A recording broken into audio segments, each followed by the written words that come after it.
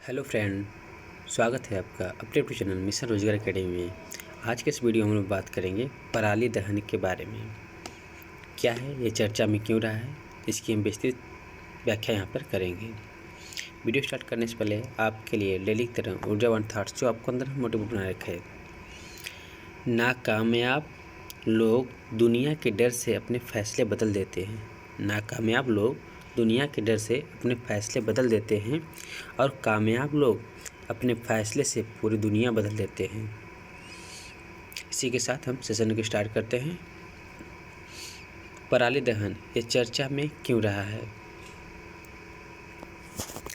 हाल ही में दिल्ली सरकार ने घोषणा की है कि वह शहर में 5000 एकड़ से अधिक धान खेतों में पूसा बायो डिकम्पोजर का मुफ्त छिड़काव करेगी, क्योंकि इससे सर्दियों के दौरान पराली दहन और वायु प्रदूषण को नियंत्रित करने में मदद मिलेगी। पूसा बायो डिकम्पोजर क्या है, उसके बारे में थोड़ा बात करेंगे।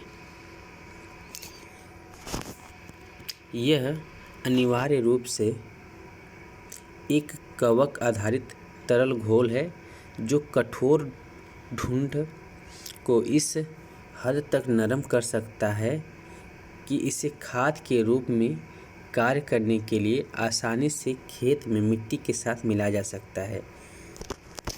पूसा बायोडिकम्पोजर एक अनिवार्य रूप से कवक आधारित तरल घोल है जो कठोर ठूंठ को इस हद तक नरम कर सकता है कि इसे खाद के रूप में कार्य करने के लिए आसानी से खेत में मिट्टी के साथ मिलाया जा सकता है। यह कवक 30 से 32 डिग्री सेल्सियस पर पनपता है, जो कि धान की कटाई और गेहूं की बुवाई के लिए प्रचलित तापमान है। यह धान के भूसे में सेलुलोज, लिग्निन और पेक्टिन को पचाने योग्य एंजाइम का उत्पादन करता है। ये भारतीय कृषि अनुसंधान अर्थात ICAR द्वारा विकसित किया गया है और दिल्ली के पूसा स्थित ICAR परिसर के नाम पर रखा गया है। यह फसल अवशेष, पशु अपशिष्ट, गोबर और अन्य कचरे को तेजी से जैविक खाद में परिवर्तित करता है। यह कृषि अपशिष्ट और फसल अवशेष प्रबंधन के लिए एक सस्ती और प्रभावी तकनीक है। क्या है इसके फ़ायदे, इसकी भी हम बात करेंगे। यह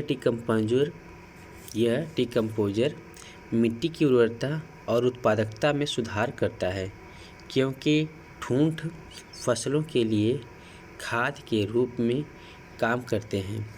इससे भविष्य में कम उर्वरक की आवश्यकता होती है। पराली दहन से मिट्टी अपनी उपजाऊपन खो देती है और पर्यावरण को नुकसान पहुंचाने के अलावा यह मिट्टी में मौजूद उपयोगी बैक्टीरिया तथा फंगस को भी नष्ट कर देती है।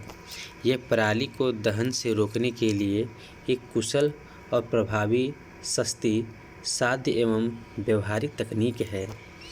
यह पर्यावरण के अनुकूल और पर्यावरण की दृष्टि से उपयोगी तकनीक है तथा स्वच्छ भारत मिशन को प्राप्त करने में सहायक सिद्ध होगी। पराली दहन, जिसे इंग्लिश में स्टेबल बर्निंग कहते हैं, इसके बारे में थोड़ा देख लेते हैं। पराली दहन अगली फसल बोने के लिए फसल के अवशेषों को खेत में आग लगाने की प्रक्रिया है। जो फसल कटाई के बाद जो उसके अवशेष बचते हैं उनको खेत में ही किसानों द्वारा जला देना पराली दहन कहलाता है। इस क्रिया में सर्दियों की फसल अर्थात रबी की फसल की बुवाई हरियाणा और पंजाब के किसानों द्वारा कम अंतराल पर की जाती है तथा अगर सर्दी की छोटी अवधि के कारण फसल बुवाई में देरी होती है तो उन्हें काफ़ी नुकसान हो सकता है। इसलिए पराली दहन पराली की समस्या का सबसे सस्ता और तीव्र तरीका है। जल्दी फसल बुवाई के लिए वो खेत में ही पराली को जला देते हैं। पराली दहन की यह प्रक्रिया अक्टूबर के आसपास शुरू होती है और नवंबर में अपने चरम पर होती है। अक्टूबर में से जलाना लोग स्टार्ट करते हैं और नवंबर में काफ़ी अधिक मात्रा में जलाई जाती है, जो दक्षिण पश्चिम मानसून की वापसी का समय भी है। पराली दहन का प्रभाव। सबसे पहला प्रभाव है प्रदूषण। खुले में पराली दहन से वातावरण में बड़ी मात्रा में जहरीले प्रदूषक उत्सर्जित होते हैं, जिनमें methane, CH4, carbon monoxide CO, वाष्पशील कार्बनिक यौगिक VOC और कार्सिनोजेनिक पॉलीसाइक्लिक एरोमेटिक हाइड्रोकार्बन जैसी हानिकारक गैसें होती हैं। वातावरण में छोड़े जाने के बाद ये प्रदूषक वातावरण में फैल जाते हैं, भौतिक और रासायनिक परिवर्तन से गुजर सकते हैं तथा अंततः स्मॉग अर्थात धूम्र कोहरा की मोटी चादर बनाकर मानव स्वास्थ्य पर प्रतिकूल प्रभाव डाल सकते हैं। दूसरा कारण है प्रभाव मिट्टी की उर्वरता।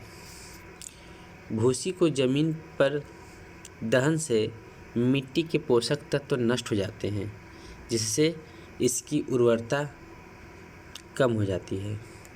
जब पराली को जलाया जाता है तो उस समय मिट्टी गर्म हो जाती है, जिसके कारण उसके पोषक तत्व नष्ट हो जाते हैं और उसकी उर्वरता शक्ति कम हो जाती है।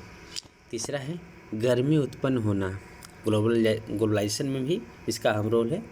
पराली दहन से उत्पन्न गर्मी मिट्टी में प्रवेश करती है, जिससे नमी और उपयोगी रोगाणुओं को नुकसान होता है। तो बात करते हैं पराली दहन के विकल्प क्या होने चाहिए, उसको देखते हैं। पराली का स्वस्थानीय अर्थात इन सीटू प्रबंधन, जीरो टिलर मशीनों और जैव अपघटकों के उपयोग द्वारा फसल अवशेष प्रबंधन। इसी प्रकार बाह्य स्थानीय एक्स-सीटू प्रबंधन, जैसे मवेशियों के चारे के रूप में चावल के भूसे का उपयोग करना। इन सीटू में क्या होता है, जैसे उन्हीं के स्थान पर प्रबंधन में जीरो टिलर मशीनों और जैव अपघटकों के उपयोग द्वारा फसल अवशेष प्रबंधन, मतलब कि उसी स्थान पर कुछ मशीनों द्वारा उनका प्रबंधन या जैव अपघटन कराना। और दूसरे में बाह्य स्थान पर प्रबंधन, जैसे मवेशियों के चारे के रूप में चावल के भूसे का उपयोग करना, जैसे जो पराली बच रही है उनको भूसा बनवा देना, जिसके कारण पशुओं का चारा भी पर्याप्त मात्रा में हो जाएगा।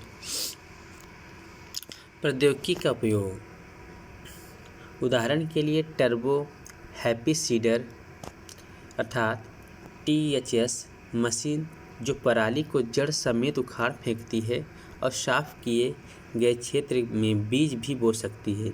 इसके बाद पराली को खेत के लिए गीली घास के रूप में इस्तेमाल किया जा सकता है। फसल पैटर्न बदलना, यह गहरा और अधिक मौलिक समाधान है।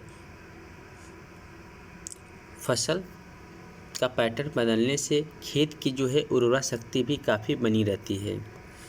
बायो एंजाइम पूसा, भारतीय कृषि अनुसंधान संस्थान इंडियन एग्रीकल्चर रिसर्च इंस्टीट्यूट ने बायो एंजाइम पूसा के रूप में एक परिवर्तनकारी समाधान पेश किया है।